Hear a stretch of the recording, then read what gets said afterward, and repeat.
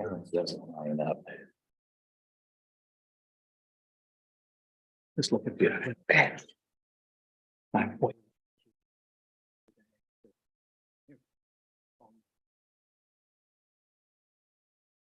We were up in my neighborhood. Yeah, I walk up the hill every day Yeah, and then walk back down. great. Do you have another pen? Get you one. All right. I'm Do you have any questions about the Easter egg hunt? Is it doing? Oh, sorry. Kill the YouTube audio again. Ah, there we go.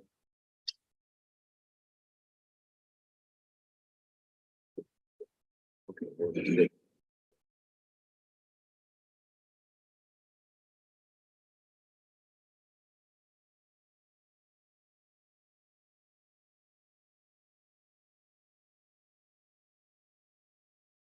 Well, we are right at 6 o'clock. Dara, how are you? All right, we have our other applicant here this evening.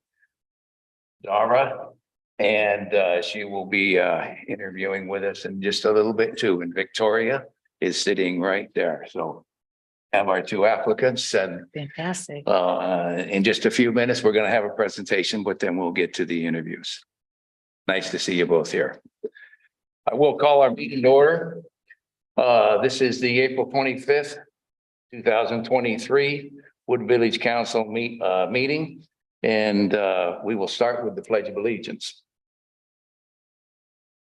And the flag is over there. I pledge allegiance to the flag of the United States of America and to the republic for which it stands, one nation, under God, indivisible, with liberty and justice for all. Thank you. And is there a counselor would like to read the land acknowledgement statement? I will if you'd like me to. Counselor Clark. Okay. The Chinookian people known as the Clackamas and Cascadias are the indigenous people of the land now inhabited by the city of Wood Village and other areas of the Columbia River. The village of the now referred to as the Ni-Chok-Li was located near today's Blue Lake Park. Ancestral life of these people include a seasonal round of resource gathering and stewardship from the Wapato fields and fishing areas of the Columbia River to the cedar and huckleberry gathering areas of the high Cascades. Introduced disease from early settlers dramatically reduced the number of these people. They signed the Willamette Valley Treaty of 1855 with the United States government and were forcibly removed to the Grand Ronde Indian reservations. We thank the descendants of these tribes for being the original stewards and protectors of these lands since the time immemorial. We also acknowledge the systematic policies of genocide, relocation, and assimilation that still impact many indigenous Native American families today. We are honored by the collective works of the many Native nations, leaders, and families who are demonstrating resilience, resistance, and revitalization, healing, and creativity. We are honored to be guests upon these lands. Thank you, Counselor Clark. And for some that may not know that, the land that was formerly the Greyhound Park is part of the Grand Ronde Confederated Tribe now. So we do acknowledge their presence there long before us, and they're good partners with us in the city. The other thing that I always want to point out is the treaty that was signed in the Willamette Valley of 1855 with the United States government was never ratified by the federal government. And that included all American Indians across the nation. And I speak of that as somebody who knows that, being an American Indian myself, as my tribe signed the same treaty within a couple of years of this, and they were also ignored as well. Thank you, Counselor Clark. And consent agenda. Is there a motion to accept the consent agenda? Move to approve the consent agenda. Second. It's been moved and seconded. And all in favor of the consent agenda? Aye. Aye. Presentation, Keller. So presentation of the water master plan, please. So coming up Yes. here is Peter and Maureen with Keller Associates, who was awarded both our water and wastewater update to our master plans. So our staff has been diligently working with both Peter and Maureen and the Keller team to come up with a comprehensive plan that represents our city now and in the future too. So Thanks. with that, your presentation on water is up there, Peter. I'll let you introduce yourselves. Thank you, John. As John mentioned, I'm Peter Olson with Keller Associates, project manager and the office manager of our Salem office, Southeast. There for 13 years and working with the company for. We'll say that. Maureen, go ahead. Hi, I'm Maureen. And I've a little over a year now.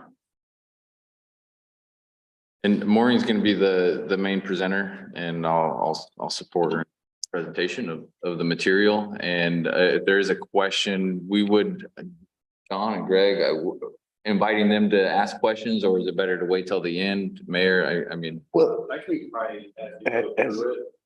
I think that, yeah, if that works for you. I'd rather do that when it's applicable. We're talking about it. It helps with the flow, right? Oh, yeah. So please chime in, ask a question. Okay. And welcome that. Thank you, Peter. I would just ask, as you're speaking, if you could speak into the microphone too, just so the folks out in TV land. TV land can hear everything. So thank you. Okay. All right, So so, if you can't hear yourself out there, then they can't hear you. So that's. the Okay. rule. oh man, okay. Okay, can hear myself. Okay, so looking at our water master plan. The objectives of our plan were to first determine and set planning criteria of which we could evaluate the current system and the future system for their demands. We mimicked the system in a hydraulic model to assess pressures and fire flow, and then any deficiencies noted there and other required improvements were developed into a capital improvement plan and incorporated into this final master plan. Okay. All right, so population growth for Wood Village is on your screen now. The 2021 population of 4,478 was used for our existing demands. And the 2042 population of 5,204 was used for the future 20-year projections. Build out for the city is predicted to occur sometime around 2045.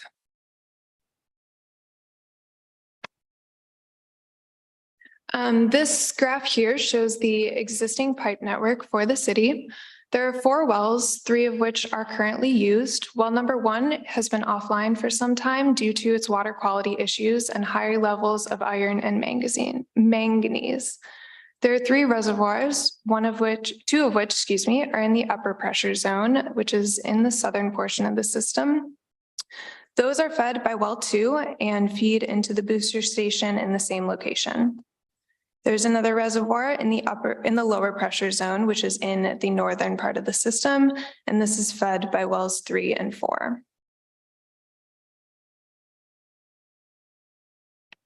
Okay, so looking at the historical was developed based on the city's SCADA data, and it was used to calculate the existing demand, which is shown in that 2021 WMP planning criteria.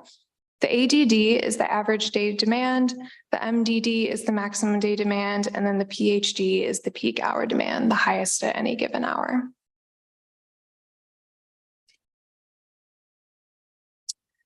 So the target for unaccounted for water is to be less than 10%. Wood Village has seen a significant decrease in unaccounted for water. It used to be about 10% 10 years ago, and it's now down to 2.6. This is very low and good compared to other systems we've seen. And this is probably attributed to finding unmetered connections or reducing unused water over time. I would add here, 10% was great. Was it the previous math? Sorry, 10% was great in the previous master plan. And then to see further improvement with continuing water meter replacements. I mentioned that to encourage to continue that budgeting process of replacing those meters. It's important and it helps to keep that water loss account or unaccounted for water to a low. And so great. I'm giving the city kudos. So we don't see that very often. We see, Higher, much higher than 10%.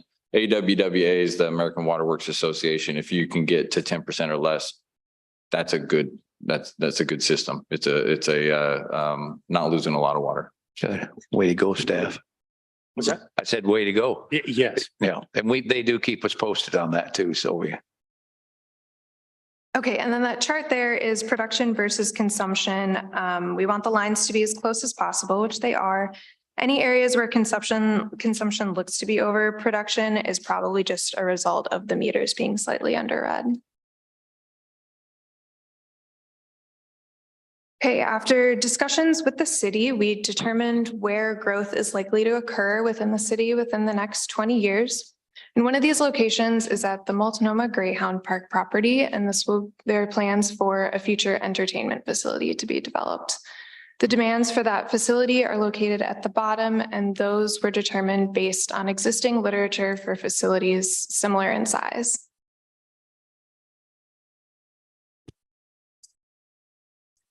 The projected demands were calculated, specifically the 20-year 2042 projected demands. There was an average day demand of 415 gallons per minute, a max day demand of 849, and then a peak hour of 1443 gallons per minute. So a storage analysis was also done as part of this plan, and the existing and future demands were compared to the current storage that is available. The types of storage that were considered were the operational, which is the volume of water that's drained from the reservoirs during a normal day of operation. And this is usually 10% of the total available storage. The peaking storage is anything extra that's needed to account for the peak hour demand. Fire storage is the highest single building fire demand. And in this case, that was 2,000 gallons per minute for 2 hours. And then emergency storage is just extra added to account for an additional day of demand. So the total storage available between the three reservoirs is about 1.43 million gallons. And even with the 20-year projected demands, there will still be a surplus of 352,000 gallons. So the storage is looking good. And I have a question here. Go back and what were their assumptions you're making to get these projections? To get the different, I'm sorry. Yeah. These, okay, so these were calculated based on the growing population and then those planning criteria demands that you see at the top. So multiplying the planning criteria demands by the population is what gives us those demands. And then it also included the entertainment facility as well in that development. The potential for a development on the 30 acres. Yes, yeah. Okay. So if that is developed, it's included. And developed as a commercial center, recreation? In entertainment facility. So we worked with the Grand Ron on what their preliminary concept with essentially the meter size they'd be looking at. And we gave that to them with, what is known at this time about what could be there is we fed that to them. They looked at comparable facilities in existence to see what is the demand. And for the population, a lot of that comes from Metro and doing their regional analysis of growth. And so on the previous page where it had, the purple, that was, essentially under or undeveloped parcels that could reasonably have, whether it's most of it's housing in the future in the 20-year period. And then the entertainment facility there is kind of what Metro says we should grow to. We looked at where those units could go and then fed that to them and they did their mathery. Okay. Thanks. That answers my question. Okay. And where that map just shows where you'll see in a minute when we develop the hydraulic computer model, we like to be more accurate and show where we think that those demands are going to be coming in because that helps with the pipe sizes that we would recommend, so on and so forth. Okay.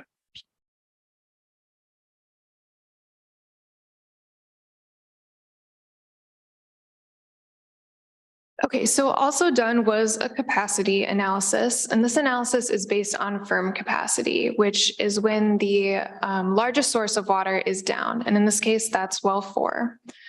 As I mentioned before, well number 1 is also offline. The table on the left was done assuming that well number 1 will be brought back on sometime within the next 20 years. So for this scenario, there is a surplus with the 20-year demands of 61 gallons per minute. However, for the table on the right, this was done assuming that well 1 is not brought back on in the next 20 years. And for this scenario, there's a deficit of 49 gallons per minute. I do want to reiterate too that this is done at firm capacity. So assuming that the largest source of water is offline and it's also the maximum day demand. So it's kind of the worst case scenario.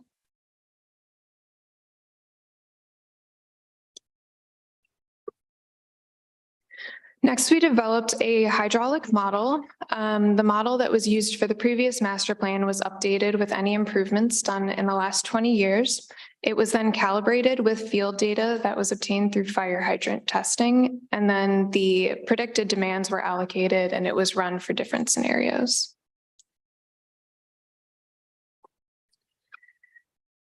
So we ran the model for the existing and future demands at the average daily demand, the peak hour demand, and the max day demand. The peak hour demand was done to see if there were any locations in the system where the operational pressures were below the 40 PSI requirement that was set in the planning criteria.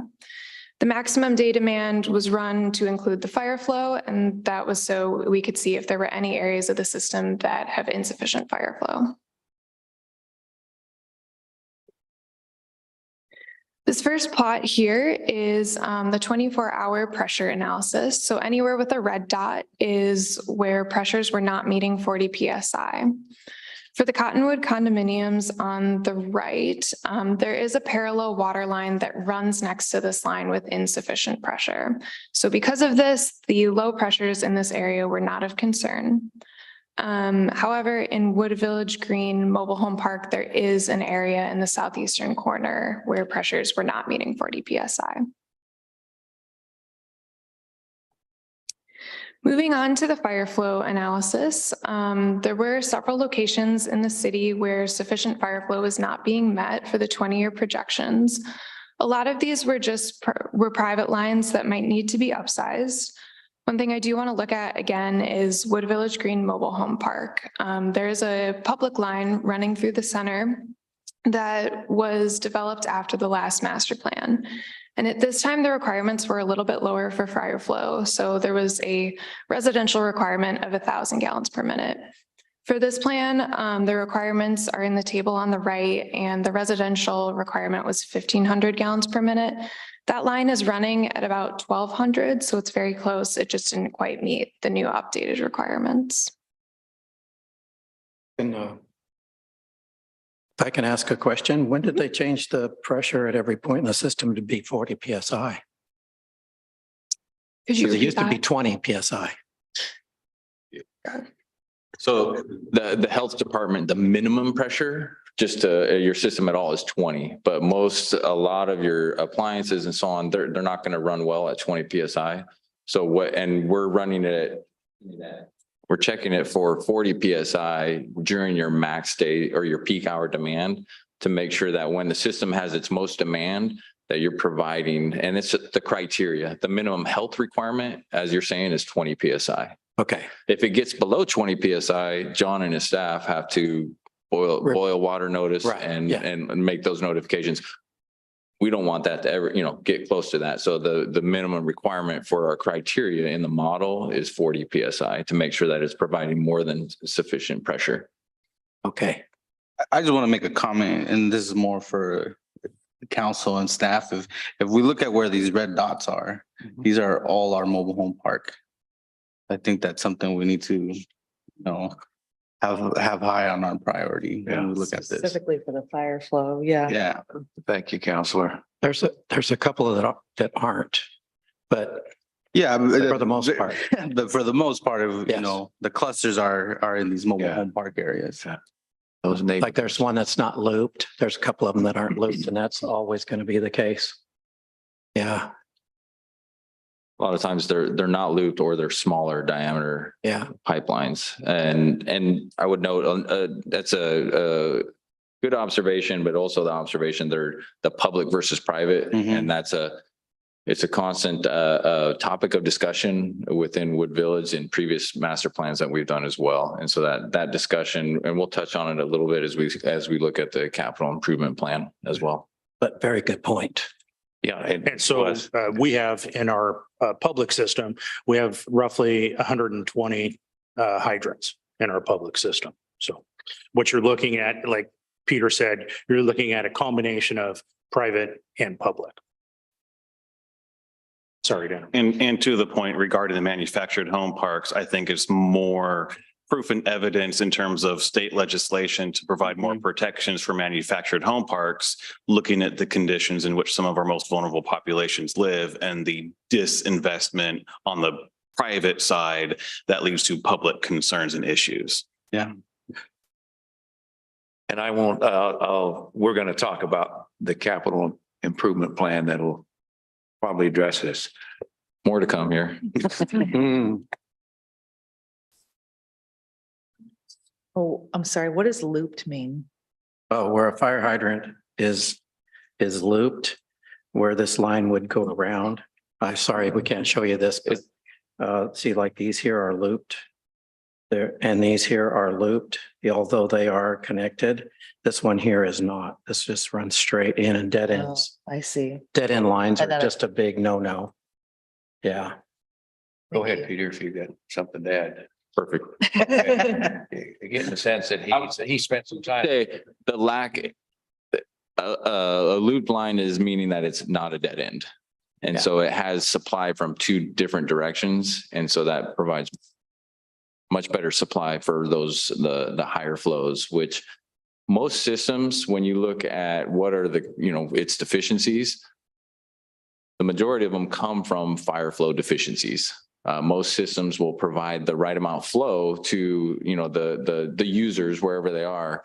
Those fire flows are so much higher than your normal use in a system that's what creates that deficiency. And so the pipe sizes are largely Insufficient. directed by the fire flow demand. Then you get into low pressures so that, those pressures that we're saying with the criteria here is lower than 40. That's kind of the next level of deficiencies that you start to see. And then some systems actually have too high of pressures. And actually Wood Village did have a few of those areas, but then there's been some PRVs adjusted over the years. And I don't know if anyone here, Greg, you probably remember that. To adjust those and Councilor Clark, I know I've seen you before, but they adjust those to account for that because you don't want those super high flows or You might mention what a PRV is though. Yeah. Pressure reducing valve. Yeah. So it takes those high pressures, it creates a blockage that it has to get through to reduce the pressure so that you're not blowing off appliances and, things like that, not And ruining even fire valves. hydrants. Yep. Good, thank you. Well, let's move along here Yes. because we got another report right after this one on wastewater. That's easier flow. Bigger All goes downhill. Okay, so the next step was to develop any recommended improvements for this system based on deficiencies. So the first deficiency we looked at was this capacity. 3 alternatives were considered: reactivating well number 1 by treating out the iron and manganese using a pressure filtration system, constructing a new well that could potentially be located on the new entertainment facility property, and then utilizing the interties with Troutdale and Fairview. Although the interties are currently existing, this alternative was not seriously considered because it is a little bit unreliable. If Wood Village is going through its maximum day demand and might need more supply, chances are Fairview and Troutdale also are at their maximum day and might not be able to provide.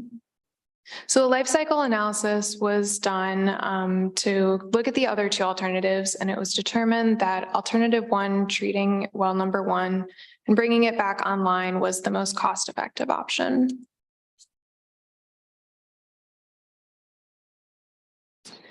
So next we looked at the fire flow and pressure deficiencies in Wood Village Green. And this improvement was split into two phases. And this will divide Wood Village Green into the upper and lower pressure zones. The phase one includes adding in a PRV and an 8-inch water line that connects Northeast Shannon Street and Northeast Stanley Avenue. And then phase two, this phase one will improve the low pressures in the southeastern corner. And then phase two will add an additional PRV and the parallel water line that's shown as the green dash line, and this will help the insufficient fire flow.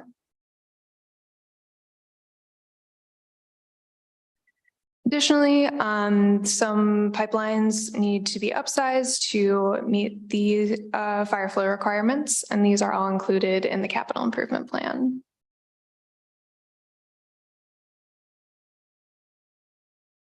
Okay.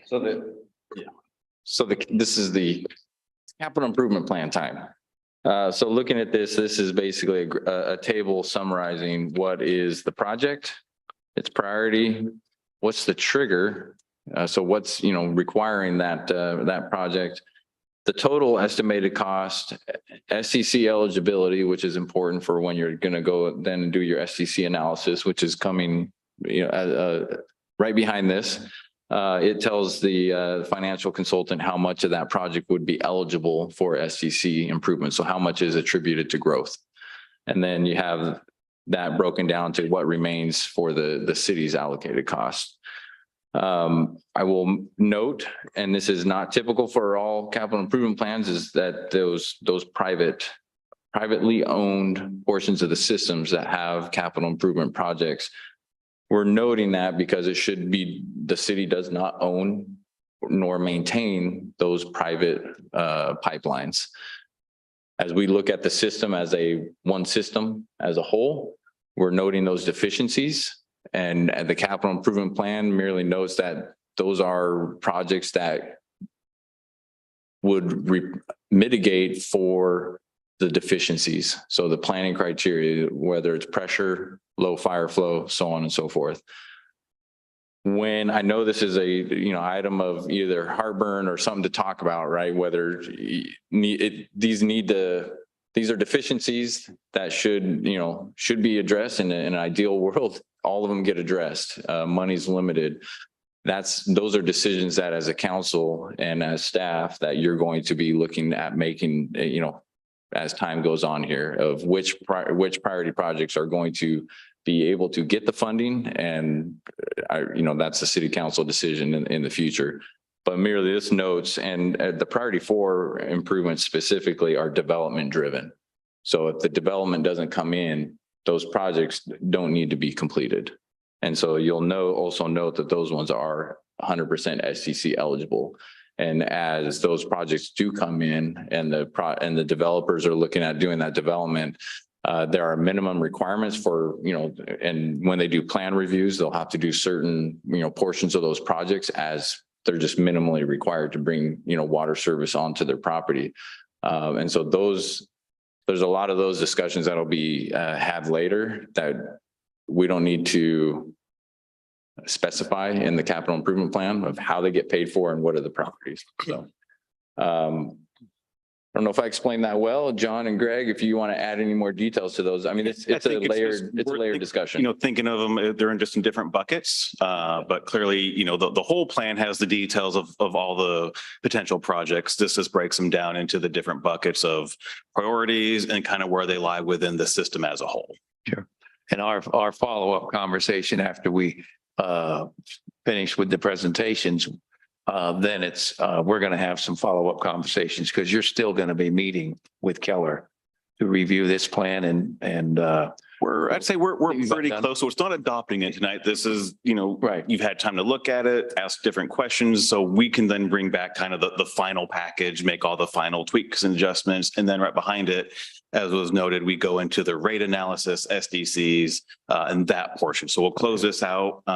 In an ideal world, at your next meeting, we'll have it for adoption. And then it works on then the financial side of it as a separate effort. And as I look at and just looking at the priority 1, well 3 backup generator, We're already working on that. Yes. Yes, we Yeah, are. we've already talked about funding that. The Gleason Street water line, that's if we need that development. Development driven. And that would be yes. development driven, Development driven. correct? So then that puts us down to the Wood Village Green and a phase one type approach to that. Can you do, when you start addressing this, is there certain things that you can't do singularly, but you got to do it with several other? And you don't have to answer that. I don't mean to be trying to be an engineer here. But as we look at this, if there's, I don't want to use the example that I was going to use, putting a clutch in a car. So you got to do the throw out bearing too, or can you? Anyway, you know what I'm saying? Is there, if we're going to do something at Wood Village Green, is there something else on the list that has to get done before we could address that? I understand VW bus engines a lot better than clutches and transmissions, but to your point, the wastewater system has more of those, you got to do A before you do B, because if you open up flow on the upper end, you create bigger problems downstream. The water system is oftentimes not the same. There may be some of those, but I do not recall any of these necessitating another one to happen before the other. They can be pulled out individual projects and completed. Just to Other clarify, questions? Yeah. So we can make changes to the private system, like that's part of what we're. It can, the short answer is yes, there's a lot of asterisks to that, much like what we did the first project in Wood Village Green that technically didn't serve the homes inside Wood Village Green that looped our system. There was a dead end on Stanley that then we connected it to Arata to loop it. You get better water quality, share the pressures. And because of that, we were able to add hydrants addressing a safety concern with that.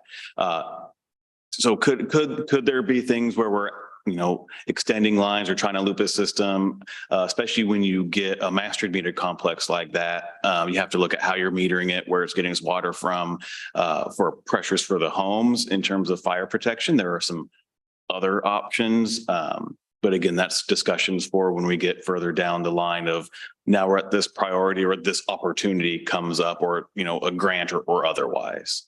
Because there are also some grant limitations where you can't spend the money on a private system. I see.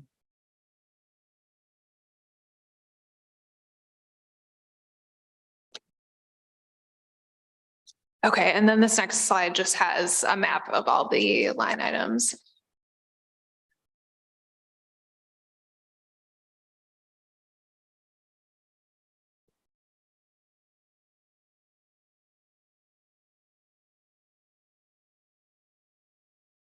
Okay, so another part of the planning process is developing a water management concept. And this is required by the Oregon Water Resources Department, and it's a guide to develop and implement water management and conservation programs. A big part of this is determining 5-year benchmarks, and Wood Village actually already does a lot of these. But it's just keeping system maintenance going. So hydrant flushing and then replacing water meters frequently. And then also it has an aspect of public involvement in it. So having brochures in City Hall that have water management and conservation information, and then having all of the planning documents on the website, as well as continuing leak detection for customers who suspect a leak.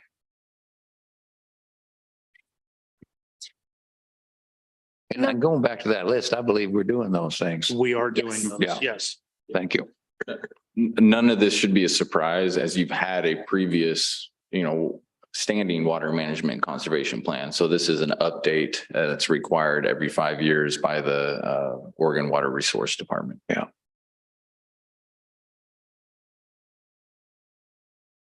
And another part of the plan is determining a curtailment plan in case of emergency. This is a 4-stage plan. The first is the mild stage, and this is for when supply reaches 95% of anticipated demand, and the goal is to reduce consumption by 5%. And this is done through having a voluntary irrigation schedule and then just informing the public and other major water users. The moderate stage is when supply reaches 90% of anticipated demand, and the goal is to reduce consumption by 15%.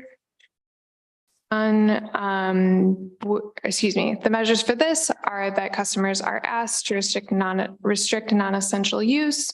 The irrigation schedule from the mild stage becomes mandatory instead of voluntary. Businesses are asked not to serve water in restaurants, and then city water usage for washing and for vehicle washing is restricted. The third stage is the critical stage where supply reaches anticipated demand. And the goal for this is a 30% reduction. Swimming pool filling is prohibited. There's no city supplied water use now for washing.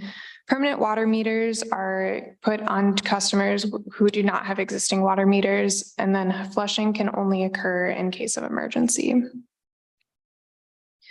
Final stage, the emergency stage, is when supply reaches 70% of anticipated demand. Consumption should be reduced by 50% in this case. Water use for irrigation and construction is prohibited for this stage, and then there are restrictions on fire and industrial use. So the next step of this process is for council to adopt the Water Master Plan and the Water Management Conservation Plan. The user rate study and the SDCs that we've discussed can then proceed. OHA will review the plans. In addition, OWRD will review the Water Management Conservation Plan, and then the city can begin to look at funding and implementing Priority 1 improvements.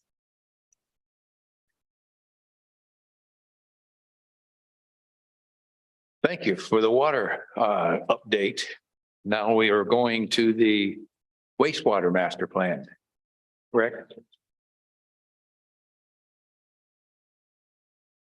And as we're transitioning there, I would, if council has questions on these, I would make a call to Greg, and maybe if you have to have a question answered before our next meeting, because I think that we are going to take action on this next meeting. It is on the plan, agenda yeah. for the Okay, so May 9th. if you do have questions, don't hesitate to call Greg, and then John. Yeah, you can- I'm available too. So. Yeah.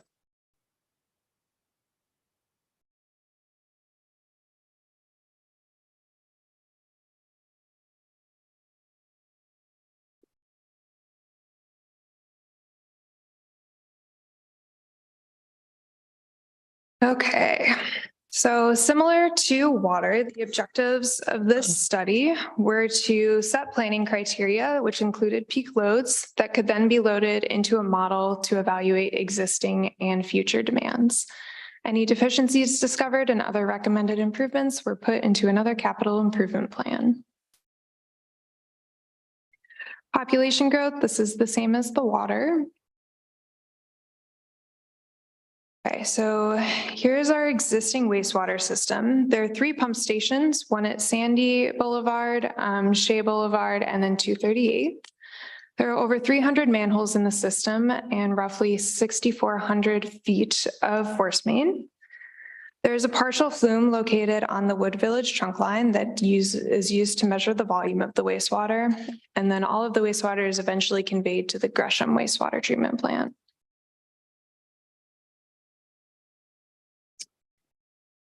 Planning criteria was developed similar to water, and what you want to look at here is the last row, that's the PIF 5. And this is the peak instantaneous flow that's associated with the 5-year storm. The planning criteria set for this were that the pipeline capacity could not exceed a water max full to full flow ratio of 0.67 or 2/3 at the peak flow. So what this means is that when the flow is the highest, the pipe cannot be more than 2/3 full. The pump stations have to be able to convey that peak flow as well with the largest pump offline. Projected growth is same as in the water side. So the hydraulic model was developed based on an existing model with updated infrastructure that was completed since the last master plan. It was calibrated based on flow monitoring and rainfall data that was the demands were allocated, including the new entertainment facility, and then the model was run for different scenarios. So this plot shows existing capacity of the system. The max Q over Q, which is that maximum flow to full flow, like I mentioned before, needs to be lower than 0.67 or 2/3. So anything that's yellow, orange, pink, or red is over capacity. You can see most of the issues lie within the Wood Village trunk line, the line going out to the west. And there are a few other areas in the system that are over capacity. So for the 20-year projections, the Wood Village trunk line has not improved. And then there are a few other areas that also have not improved or have been added to be over capacity. When you go back to that map, remind me again where that trunk, I got lost. The trunk line, is that down on Sandy? Not on stand. It's the big It red goes through the line. Byway. Oh, okay, right there. I Yeah. got you. Yeah. Thank you. Okay, so another part of the plan was that smoke testing done in the field was conducted. And this was looking for any places for inflow and infiltration getting into the sewer system. Most of the issues seen here were cleanouts in private residence. It's a simple fix. They just need to buy a cap for the cleanout and cap it. And any other issues seen through smoke testing were highlighted to the city staff, and they can take action on that. Gonna be probably a rhetorical question, but by clean out, like just cleaning it out? So the clean out is just an access port basically to your service line, your connection. And it's a plumbing connection, either at the property line or just outside the house. And so it's required by plumbing code. A lot of cities, I can't remember what the requirement, the criteria is here, whether there's one on the property line as well. So because that can typically be the separation of private versus public ownership. And then typically there's like the cap on that is either cracked, broken, or missing is where we're seeing the issue. And these individuals that live there, these residents, they've all been notified and we're following up with them. Or, Not all have not been notified. but we We will, are that's going part of to the follow. process. Yes. Okay. I will add a missing cap on a clean out is one of the least offenders of any issue with inflow and infiltration into your system. We're literally talking a hole that big and the rain that falls directly on that spot, unless, so I might be, eating my own words here, unless that is at a low spot and it's grading to that clean out. So it can be a worse situation if it's in the low spot. I saw some of those pictures that John and you've taken, the smoke is coming out of those clean outs and out of the manhole cover too. I saw, so. And John, I didn't think you'd already done all that work. No, not all. So, Okay, and here is the capital improvement plan. So very similar to the water side. And I'll let you look at that for a second. The next slide also has a map for each of the items as well. I would mention that table, it does highlight the private 1.7, that Tree Hill cross connection. That's a result of the smoke testing. So what we call a cross connection is where the storm system is directly connected with the sanitary sewer system, which is not okay. You don't want to collect the rainwater from whether it's a catch basin or some other roof drainage or so on. You want that to be going to the storm system and not your sanitary. So that's what that cross connection is talking about. And it's private. It's on a private, portion of the system, but something that should be fixed. Tree Hill cross connection. Okay.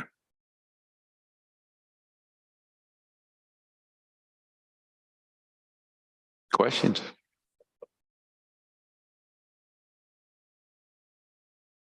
You already know that last week in the budget, we put in money to design the new trunk line. The So trunk line, yeah. And that trunk line, how many feet is it that we're gonna have to replace for all of it. a whole bunch? The whole thing? Okay, I would have to look in the documents and see. well, we're sorry. I apologize. I don't have the exact number, but it's. Well, I was, Yeah. I just thinking the whole thing, so we gotta start saving our money. It's large You can always diameter as ask well. Greg or John after the meeting too, there, Yeah. Mayor. Yeah. Since you brought that up, since we're not allowed to ask questions. Oh, no, I just offered, Wait. No, you asked us to, if we had any questions that we should ask John or the city manager after the meeting. thank you, Counselor Yeah, Clark. you're welcome. And we'll continue with the meeting. Okay, So, thank you. Yeah. Any other questions? Okay, Okay, so finally, another thing to look at is just that are associated with the system. So this is maintaining or replacing any pipelines, manholes, cleanouts, or lift stations based on lifespan and age. And it's recommended that the city budget roughly $400,000 a year for this.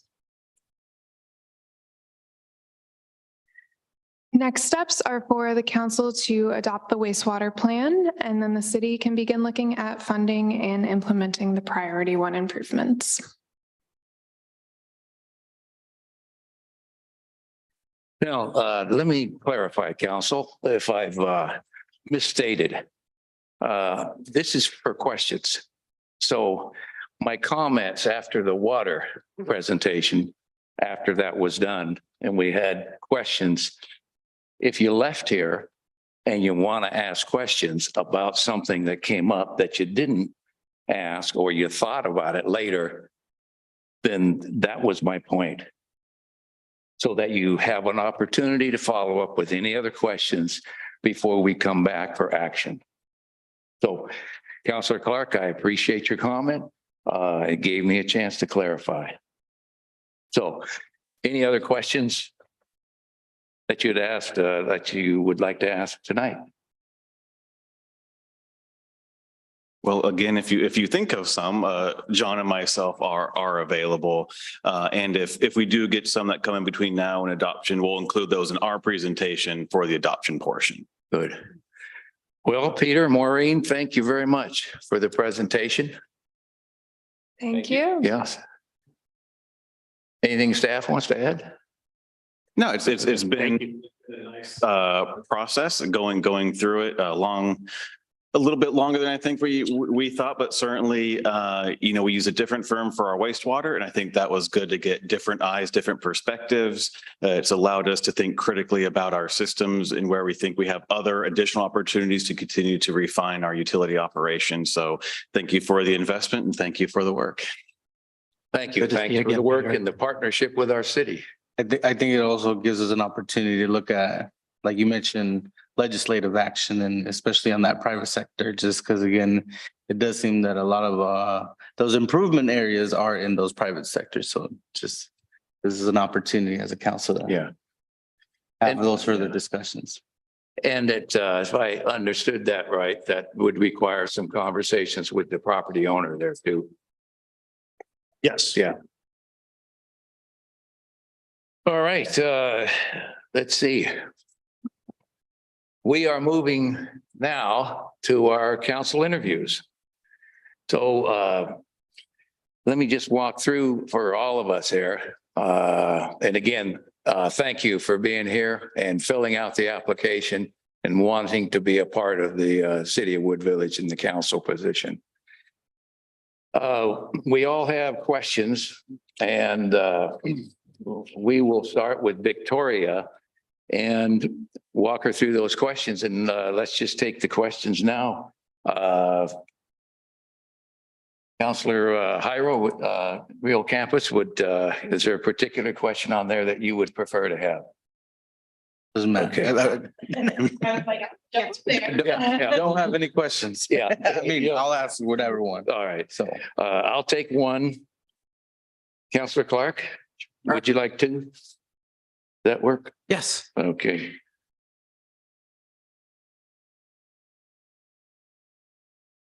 Counselor Amend, 3, okay?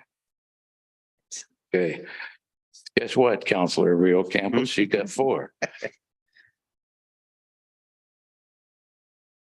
Okay, and then I'll conclude. We're going to, we have set aside approximately 20 minutes. We'll take you through these questions, so kind of guide yourself and knowing that you got 5 questions, okay? And we have about 20 minutes dedicated to each of the interviews. When we're done with the first interview, council, it's probably best for us to get out our scoring guide and take your notes, and then we will just take about 5 minutes before we start the next interview. And we can write down some of our notes and comments that you have there. And as you know, this is a public meeting and all of this is conducted transparently and in public. So we will have discussions about the interviews and we'll be making a decision tonight. Okay. Okay, any questions? Council, anything that I'm missing? Nope. All right. I just gotta say, I'm excited. Just because because again, it's just, you know, to have folks interested in doing this, it's good. It's good to see your faces and kind of put a names to those faces. So I appreciate you guys applying. All right, Victoria? The candidate gets 1 minute to introduce a statement before you ask the question. Well, okay. I thought that was question 1, but Victoria, go ahead and make an introductory statement and tell us a little bit about what your background, and then we'll work through these questions, okay? Okay. Well, hello, everybody. My name is Victoria Manyweather. I've been living in the city for about 3 years now, but my family has owned a house in Wood Village for about 10 years. So we kind of have some generation going on there. My interest in applying for the city council, I have a background, a BS in criminology and criminal justice, and I'm looking to enroll into law school in fall 2024. So my interest in just public interest and community service led me to inquire about this position. I have 3 little kids, 3 little boys to be exact. So my interest in seeing the community do well is also outside of the professional setting, but just for my family as well. And I feel like I'm very gregarious, looking to work with people, looking to learn from people. And so I think I would be a good fit. Thank you. The first question, what in your background, personal or professional, draws you to want to serve serve the city as a city councilor? Okay, yeah. So kind of what I just previously mentioned, at Portland State University, that's where I graduated. I currently serve on the Student Legal Services Board. I am the secretary on that board, and just kind of having that experience there kind of wanted me to continue in that kind of realm of serving on a committee or a board. So that is definitely a huge motivation. Also, with me wanting to be an attorney and being interested in policy and different things like that, having this as a foundation to then go on, and still my plan is to remain in the city. Whatever education or things that I go on to gain, I can then bring back to my city, whether it be on the council or any type of position to positively affect my community. Like I said, I have kids. Me and my husband, we have 3 boys. So we have a personal interest to see this community thrive and do well, and also have different voices within the community be heard. So that definitely is a huge driving force in me wanting to be on the council. Thank you. Very good answer. You seem very calm, and I think that's because you have 2 boys. And so this is like PM. this is like it seems like a slam dunk, but anyway. So what is your definition of leadership, and how would you show your leadership style on the council? My definition of leadership is being a servant leader and wanting to have the ability to actually cultivate. how I would show that on the council is really, again, just speaking to the want to actually work with other people and having the ability to give to them, but knowing they have that same ability to give to me. Leadership is really having the ability to, like I said, cultivate others, but having that a little bit of separation to provide that oversight and constructive criticism. And I feel like that would be something I can give to the council, but then be open to receive it as well. Thank you.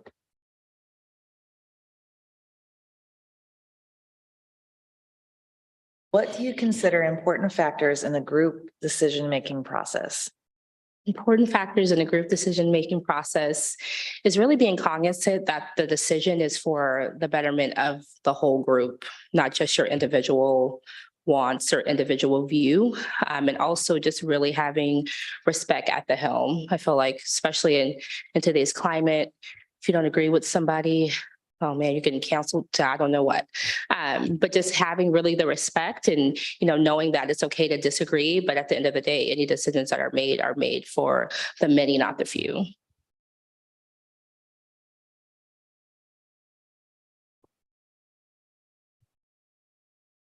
What do you believe are the most important issues facing the community at this time? I feel, and of course, as a citizen, I can speak to this.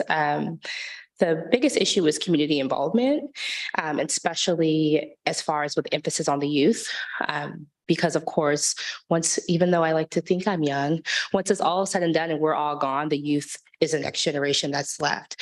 So really cultivating and touching bases with the youth and seeing that these are different positions that they can hold or different ways that they do impact the community. I think that's something that definitely can be focused on.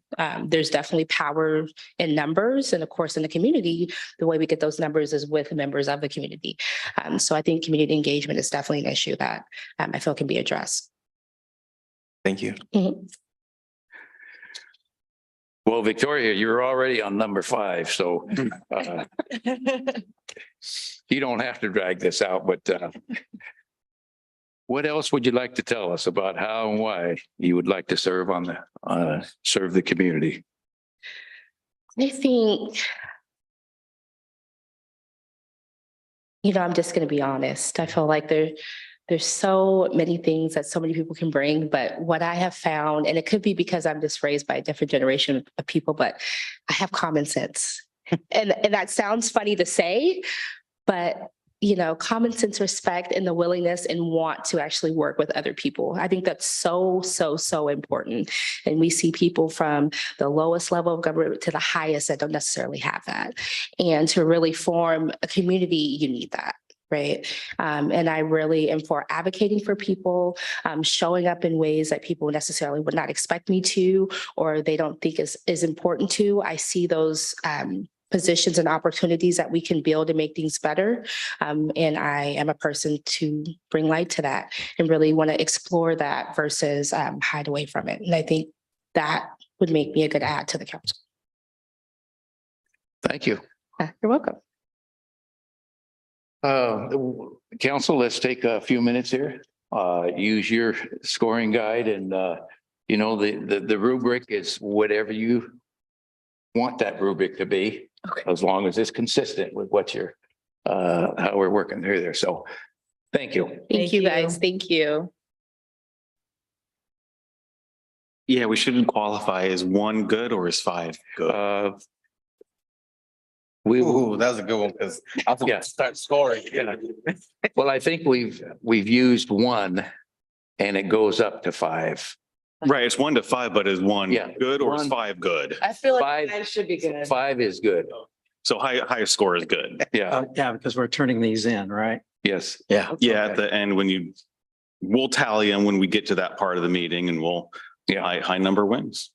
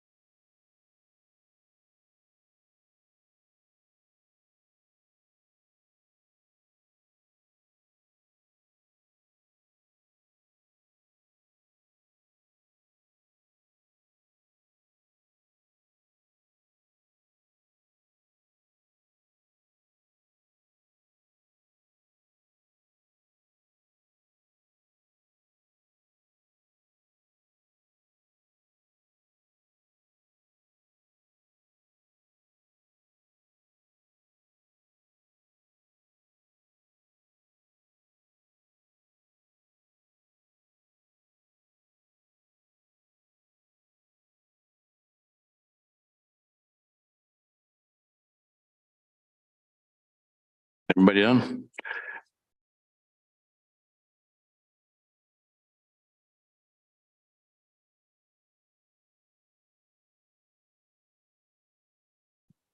All right, Dara. You got, yeah. Well, Dara, you have be comfortable there and take a little time and tell us about yourself and your background. Yeah. Well, I'm Dara Tan. I have lived in Wood Village for 16 years. I have 3 kids. They all go to the Reynolds School District. And they were born and raised in this city, which they call home. So we haven't really even moved out of my house. So this is all they know. But my goal to be a city councilor is to really focus on making an impact on the community. I've always been the person that's been involved in the community as far as a member of the community, getting my kids involved in all the activities that the community has to offer. In turn, I want to be able to return that favor to the city and be able to offer what I have available. Thank you. Counselor, no, I start, don't I? Dara, what in your background, personal or professional, draws you to want to serve the city as a city councilor? Yeah, so like I said, I've lived in Wood Village for 16 years. My kids were born and raised in the city. I have been in the financial industry for 20 years. So I have a huge background in strategic planning, setting goals, achieving them, looking at data, and working toward common goals. I am a current leader, branch manager for OnPoint at one of our 5 biggest locations at the Gresham branch. And OnPoint, if you don't know about it, is a community-based institution. So when we first started, when I first started the credit union, we were Portland teachers. So, and then shortly after we changed our charter and opened it up to more of the community. But we were founded by teachers, and the core of OnPoint was really about our community, being able to support our community at any capacity. That's on a financial and for local businesses as well. I've participated and become a spokesperson for OnPoint Community Credit Union at different capacities, such as the KGW School Supply Drive, being a spokesperson for our TV interviews, live or off the camera. I've been involved in different campaigns for OnPoint and help support them as a spokesperson. We continue to be involved in the community in different activities that we do, such as OSAA. That's our current networking partner that we have right now, but we also promote local businesses, and I continue to volunteer for different things that we have within OnPoint. Thank you. Hi, Dara. Hi. What is your definition of leadership, and how would you show your leadership style on the city council? A lot of times people think leaders are managers, and I think there's a huge difference between being a leader and a manager. A leader is someone that people want to follow. They've gained the respect of that individual, and they lead by example. So a leader is someone who also sets expectations, but with that, those expectations that they set, they in turn have to abide by those same expectations. A leader is someone who sets a team up for success. They rally the troop and help them achieve that common goal. Thank you. What do you consider important factors in the group decision-making process? I think the words say itself, it's a group decision. It's about respect, listening. I think what's one of the attributes that we fail to do is really listen to each other, taking the time to hear each other's voices, and then collaborating with each other, holding each other accountable. Also, that means staying on track. You know, we have a goal, and our goal or meeting is to talk about this particular subject, and we're going off track. Let's bring each other back and say, hey, this is what we're talking about, and let's focus on that. But overall, just working collectively together to achieve that goal.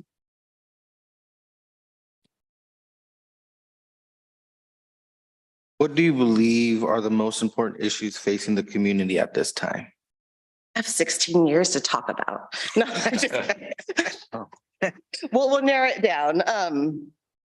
There's a lot, there is, and how can we make an impact? I think about the population in our community. It's 50% Hispanic.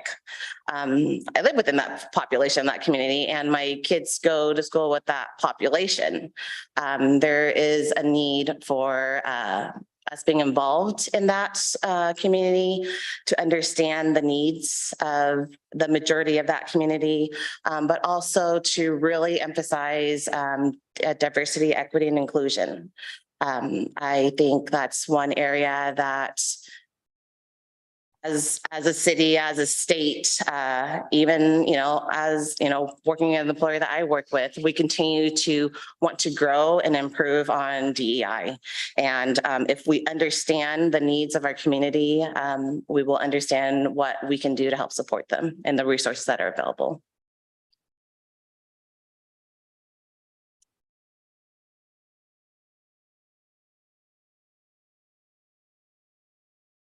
All right, Dora, last question. What else would you like to tell us about how and why you'd like to serve the city of Wood Village? Yeah, I think with the 20 years of professional background and understanding the importance of privacy on a financial level and how important that is for the members of On Point, I in turn can also have that same respect in turn as a councilman.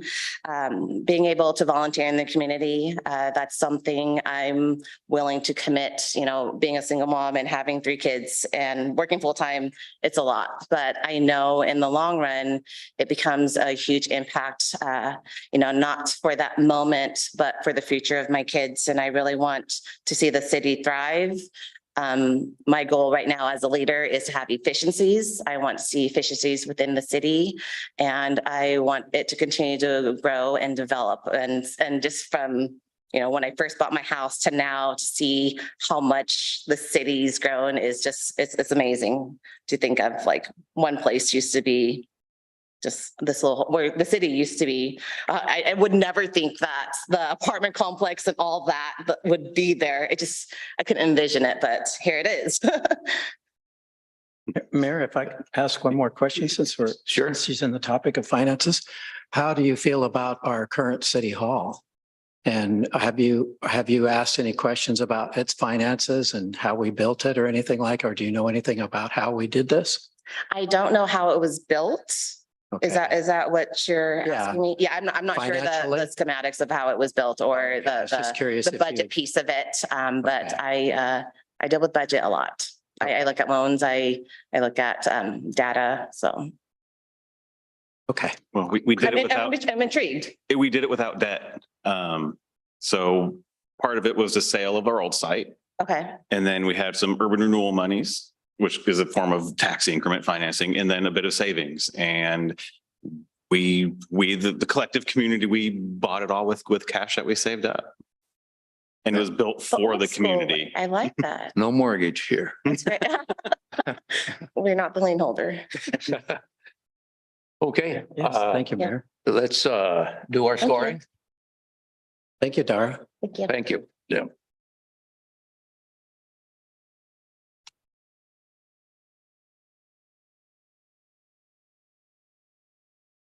And then as you're done, you can pass them this way and we'll do the math.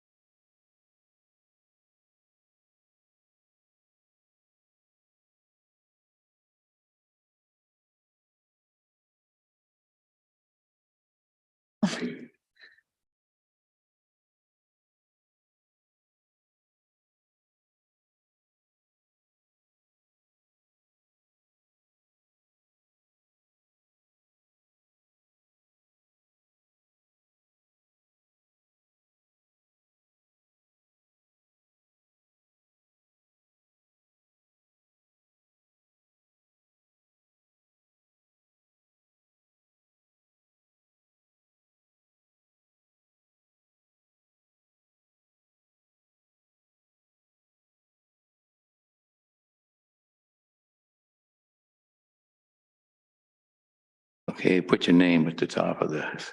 Really? Yeah. Oh, it does say notes by. This feels impossible. Well, it is. Trees, but not to. I think Greg would come by and pick up. Are you picking everything up or just the portion? Leave your notes, because we'll add that as part of the packet.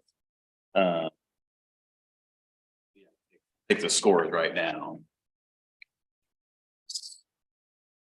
I mean, What's that? just, you know, like. Yeah, I would expand it. Yes. While we're tallying that, and I know I'll speak for the council too, because we've had people interview and we appoint people to committees. But certainly from my perspective, speaking for me, you are two excellent candidates. And unfortunately, as Councilor Amen just said, can we just add another counselor? So we can't quite do that yet, but I do want to just say thank you again for your interest. And we have positions all the time.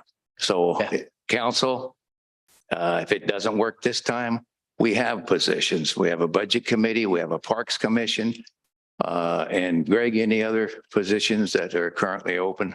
There's always urban renewal, looking for community members for urban renewal. I believe budget has positions open. We just went through the budget process. So actually, it's not a bad time to get into it because you won't have a meeting for a while. And I want to say there's one opening on parks, I think, still, which again, since have kids and things and the interest of activities and whatnot, that may be a good fit. So certainly what I can do if whomever doesn't get on council, unfortunately, if there's interest in still trying to serve on a different board or commission, I'll be happy to reach out with the openings. And my guess is you probably wouldn't have to re-interview with the council to be appointed. They may just bring it back at a future council meeting and make the appointment if there's interest from whomever.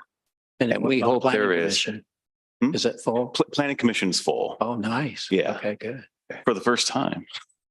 In a long time. And in the future, there's potential for the Play East board meeting. The Play East board. Which is a two-city board with Wood Village and Fairview that actually runs recreation programs that's funded by the cities, but it's its own separate little entity. It's a powerful entity. Yeah, but there's, like as said, there's stuff that comes up all the time. So we do when it's time for renewal, the position's open. So the incumbent has to apply as well. So certainly keep an eye on the newsletter, website, social media. That's where we post a lot of the opportunities. Or just at the events too. We love just having people come to events and help out and pitch in. Well, I'll guarantee you, we won't lose your names. Perfect. Yeah. All right, do we have Almost. a tally? Almost. Come on, Becky. Well, that's.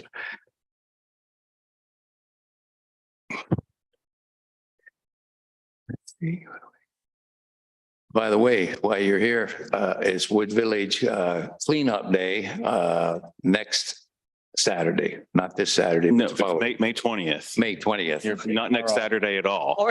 You're about a month off. Christmas. Okay. Thanksgiving. Okay. Soon too. Yes. Wow.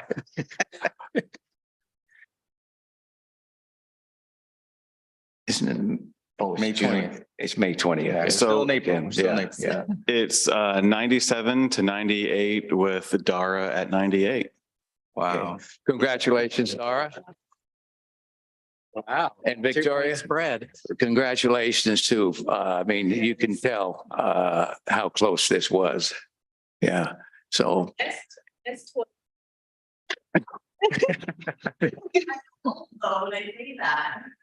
I do want to point out Okay. there's still a motion needed to Yeah. appoint yes. to the If you, council. you betcha. I move to approve Dora Tan as our new city councillor. I'll second that. Been moved in second to approve Dara Tan as our next counselor. All those in favor? Aye. Aye. Unanimous. Right.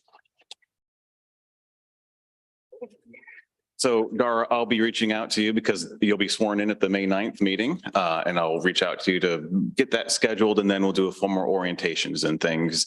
And we feel really bad, don't Victoria, I'll be happy to reach out to you for other opportunities as well. 6 position. Now we feel really Thank you. bad for you, though. I want Yeah. you to know that. Well, if either one of you want to say anything, welcome to say something, and you don't have to stay for the rest of the meeting. Oh, I'm But- intrigued. No, I just want to say thank you for the opportunity. One of those things I want to continue to grow. Sometimes you think growing just is bubble and you kind of have.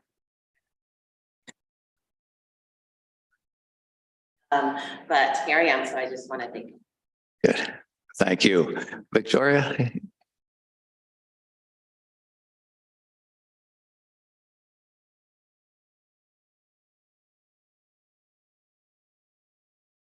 As Dara was.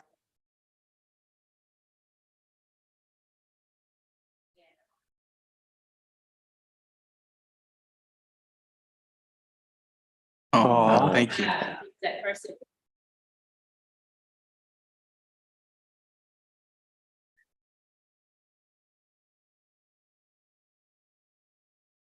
You fit in, okay? Thank you. Yeah.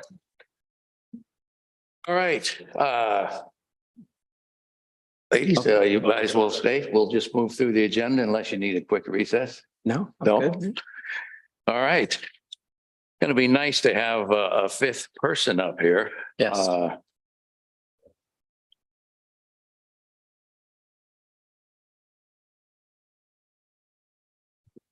So we are at Director of Public Works, John.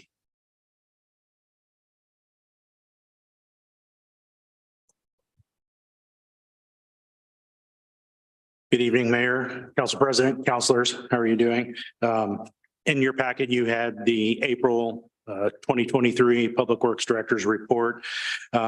Really the staff has been, and it's all staff, has been spending a lot of time with the water and wastewater master plans, working with Keller, really just trying to just do a robust overhaul. And tonight, I think you heard a sense of that and saw the presentations that Keller presented. Also too, in the park, if you've walked the park lately, the CDBG project kicked off, and boy, did it kick off. Everything from the excavation, forming, they poured the concrete yesterday. So we're really looking forward to the amenities being installed. That's to come here in the future. So that project's moving forward. Another project that stalled is the CCTV and cleaning project, the bid award to Alpha Environmental. They withdrew their bid. So we're back to square one. So staff is meeting and coming up with a plan moving forward. Looks like we're going to put out another RFP and maybe refine that a little bit. So the numbers just didn't work out. And I believe I touched on that in past meetings, and in the bid award was they are a West Side company trying to migrate over to the east side, and it just didn't work out this time. So they withdrew their name. So again, we're looking at a path forward with that. Quick question, just, is it because they underquoted or, yeah? It was that and equipment was the big issue. They were going to have to rent equipment, and the numbers just didn't work out in their favor. So they thought they could do it, and they couldn't. So another project that I was really happy to see was all the cleanup around the concrete around the City Hall and Civic Center and Donald Robertson Park, and then the bark dust prior to the Easter event. I thought it really looked good, and our staff did an amazing job. So staffing, no changes to staffing. In your agenda, your packet, you did receive the Amuktuk agenda and the Metro fatality report. Development, could say the Chipotle, we had the pre-construction meeting. And again, they hit the ground running too. There's perimeter fencing. They have all their erosion and sediment control in place, and they're moving dirt. So they're ready to go. And so as you drive by, you'll see that parcel develop. So really looking forward to that. I did talk about the Donald Robertson Park project. So again, amenities to come here in the near future. Building permits, it was so month. It was 10 permits and 45 inspections. But that's ramping up. Now we have Chipotle, soon to follow will be Chick-fil-A. And so we're going to be busy there. Code enforcement, kudos to our staff, 35 new cases, 31 of them closed, and the monumental case at the corner of Wood Village Boulevard and Narada Road is almost closed. So that was a good job on our staff, just being diligent and working with the property owner over the last several months. Yeah. Again, kudos for that, accomplishing that. We all know what that property was. It was where the motorhomes were at the end of Ramada Road and Wood Village Boulevard. It's off to our staff for sticking with that and following that through. And we didn't have to take legal action, which is always good. I think that's a last resort is to take. So we were able to accomplish getting closure without legal action. Water consumption and production, that pretty normal, 11 million and 9 million. What is, again, alarming is the 15% water loss. Kind of going opposite of what Keller said. So understand they're using numbers through 2021 when they started the process. So we know towards the tail end of 2022, these numbers started jumping up. And so just we're aware of that, and we are taking steps to have our meters checked to make sure they're proper flow rates. Any questions? Well, if it's jumping up to 15, like we've been, like you've reported, the Keller plan, I mean, it's there, so it'll help guide any investments there, correct? Yes. Yeah.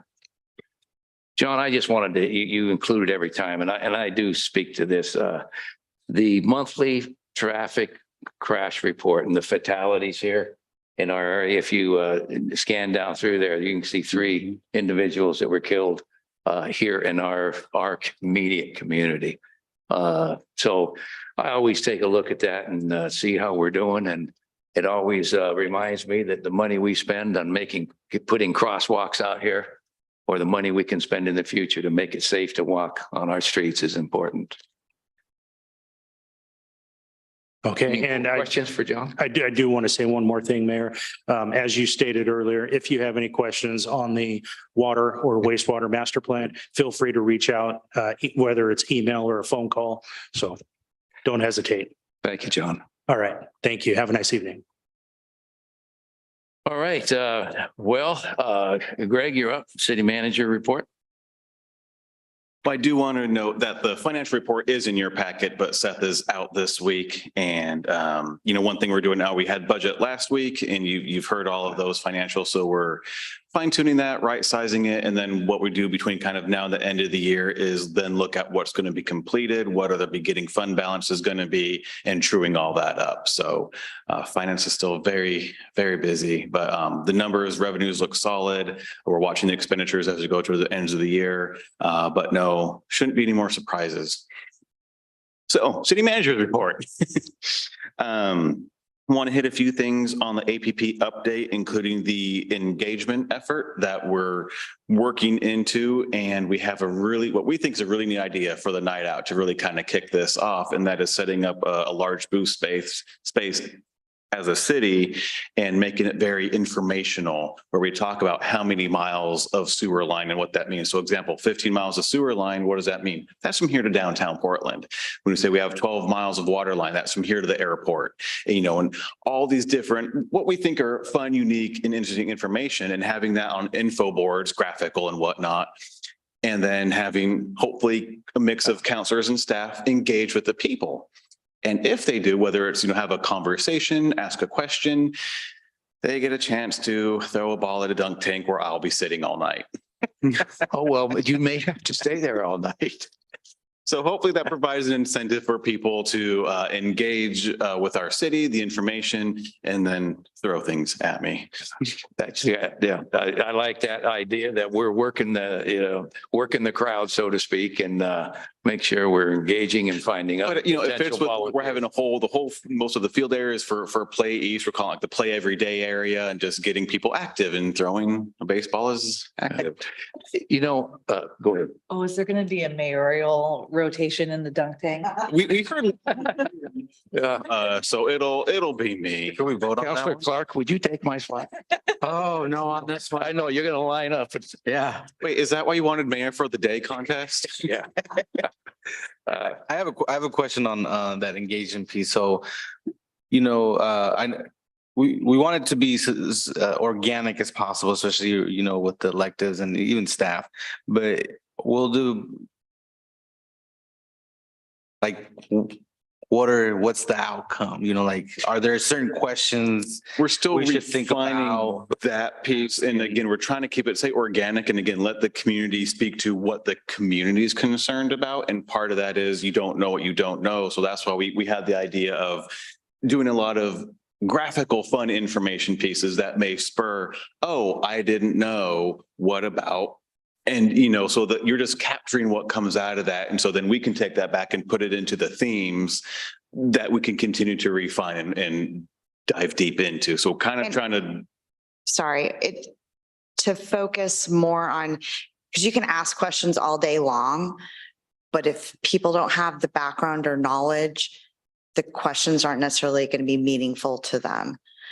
Because you can ask really big, what do we need to do with the city? But if you don't give them some context, and so that's where we were trying to go with this. It's also going to be part of our website revamp on some of those pages, but just to get the information out there and kind of help people to understand the scale, what we do, what we're providing in services, and what it is that we actually do. And then once they have an understanding base, then you can get more into questions and generate better ideas. So that's kind of where we're leaning towards making it a little more informational, see what comes out of it, because it's like, what should we do with the water system? But you can't really know unless you delve into this massive water master plan and really understand the components and what a water system does. Will you also be including the improvements at the park and things of that nature? Yeah, we're trying to cover, a broad spectrum of what the city does. And again, in a graphical, easy to understand way. We also talked, you can get a bonus ball if you like our Facebook page or, engage with us electronically or something. Staff has a lot of ideas how to give people balls. Props out there would help too. Really, a prop, a piece of pipe. And then say, did you know that? No, we like water meters and different components. Yep. And Something that draws people to I want to go to this thing, and then they're trapped. And John, I used this just recently in a conversation, and people don't know that we pick up carts, and that would, I think, really make people understand why perhaps Wood Village is a little bit more special than someplace else. So I'd like to see a cart out there as a prop with a little sign on it, picking up 200 and whatever you had. We could probably estimate the tonnage too of litter and debris we pick up too, and actually have a bag of garbage in the cart and saying this is what we do as our part. Yeah. Like a spin wheel. Yeah. Yes, or something. Games. I think that's more engaging because there's nothing more that a kid wants to do to spin the wheel. And so then turn that into an educational piece, then that drives, okay, what else?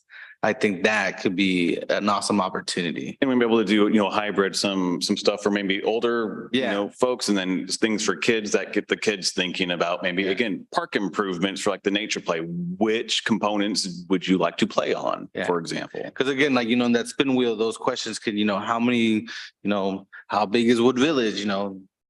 If people don't know, it's 1 square mile, so just kind of playing off of those as a question, educational component. Again, I think that would be really captivating. So is our new trash containers going to be here in time for this? Well, since those are in next year's budget and that's July 1st and the event's the 21st and they have a 12-week lead time, I would say probably not. But we can promote that they'll be coming out and maybe even on those. We know we have a pretty good idea on Halsey where they're needed, but perhaps an idea is put a dot on Wood Village Boulevard or Arata where you'd like to see these. Good idea. Yeah. So, thank you for that. No, we're trying to make it fun, interactive, informational, and an incentive for people to go there, which is throwing things at me. I asked for hot water. I was told it'll be ice water. It's very soothing. I was told it's healing. I feel like Seth maybe shouldn't be involved in the planning of the dunk tank. He wasn't. Rest of the office staff. Oh, I like it. For vacation, apparently, people were free thinking less than ideal, ideas like a dunk tank full of ice for me. It's good to have Becky back. Have you already figured out what the temperature is going to be on that day? No. It's probably going to be cold with cold water, but it's clean, healthy water, so it's okay. There we go. Greg, I will volunteer Mark. to volunteer. Mark. God, he stole it from me. Yeah.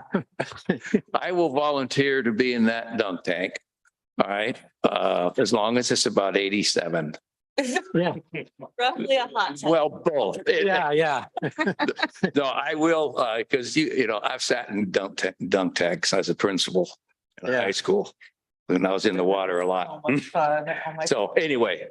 Yeah, I'm I've done it pretty sure before, too. who's ever staffing our booth will be very generous with the balls they'll hand out. Yeah. The event's on In November. July. July 21st. Friday. Christmas Day. You better hope You know- it's not in November. You guys do know I'm a member of our.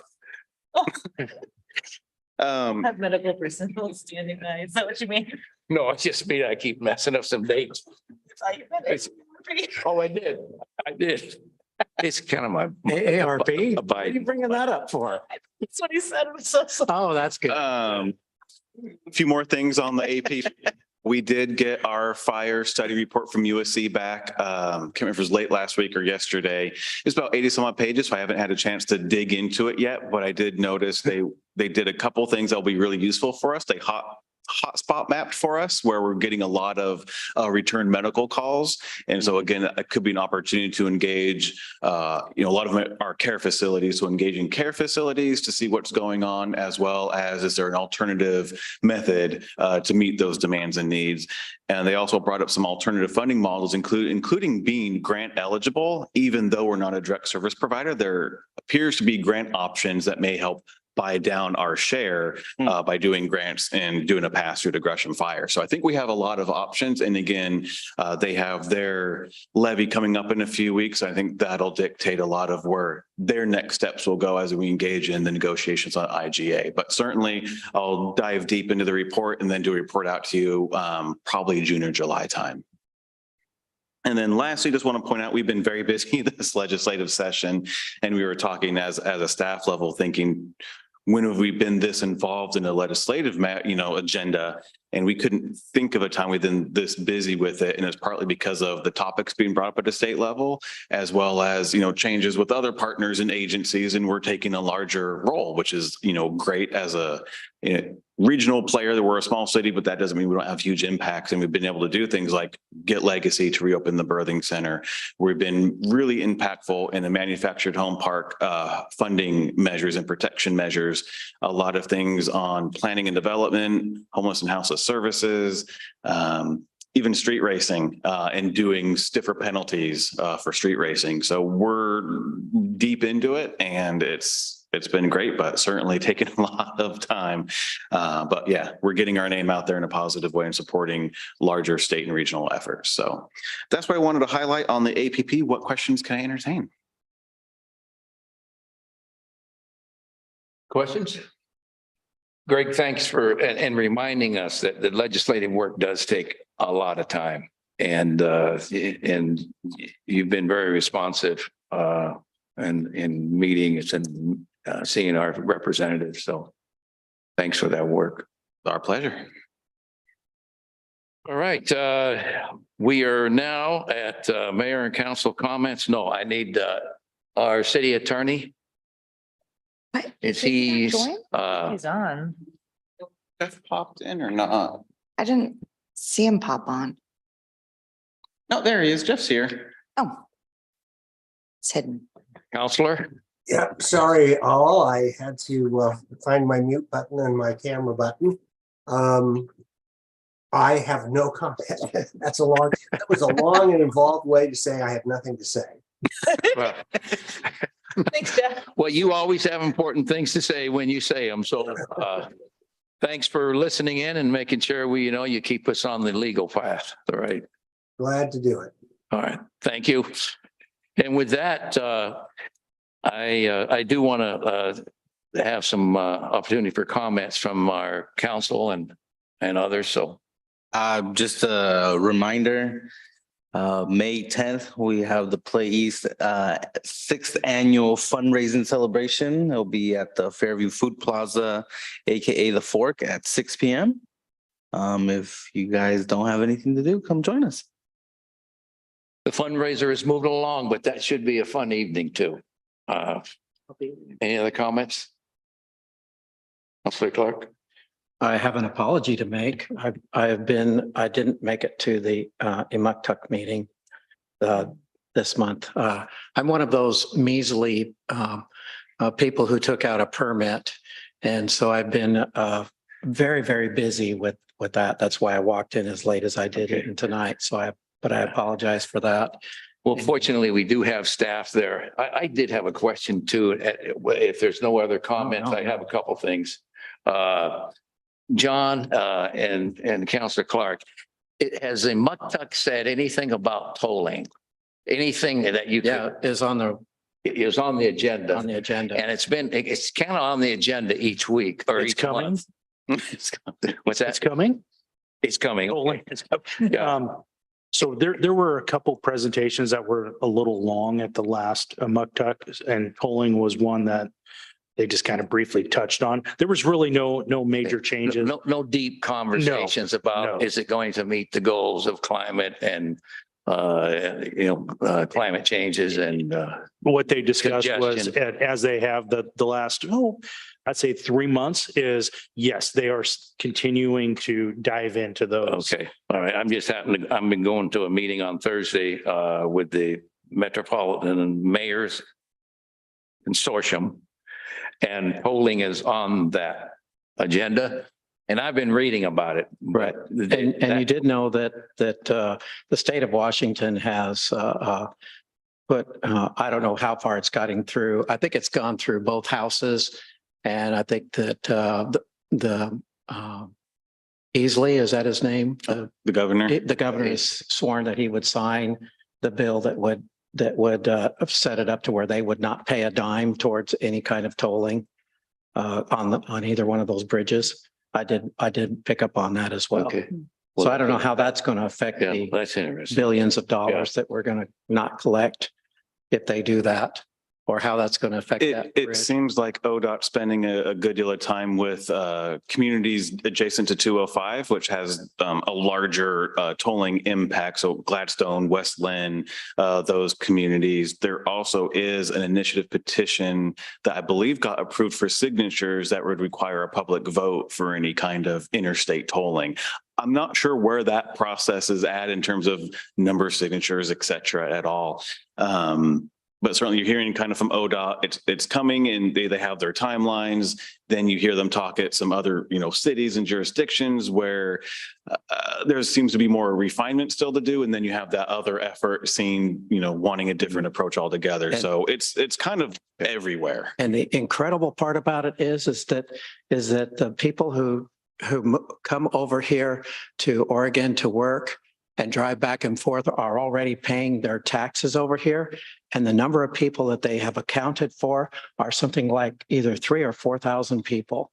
And that's it. And I'm thinking, you got to be kidding me. I know that there are 40,000 people in Washington State that have concealed carry licenses that come here every day to work in Portland. And the reason why they have those licenses to protect themselves while they work here. So those numbers just don't jive. Yeah. The other, I need to apologize because my granddaughter has a birthday, her 18th birthday on cleanup day. And so I do have that date right. And we have a surprise birthday party for her. Well, now she's Now it's not. At the coast. Oh, yeah. She's watching this, right? Yeah, she's really interested in this. Grandpa's talking. Yeah, so anyway, I can't be at that at the cleanup because Grandpa and Grandma have to set that up and we're gonna be down at the coast. So I will make it up by going in the dump tank. Oh, Dump tank.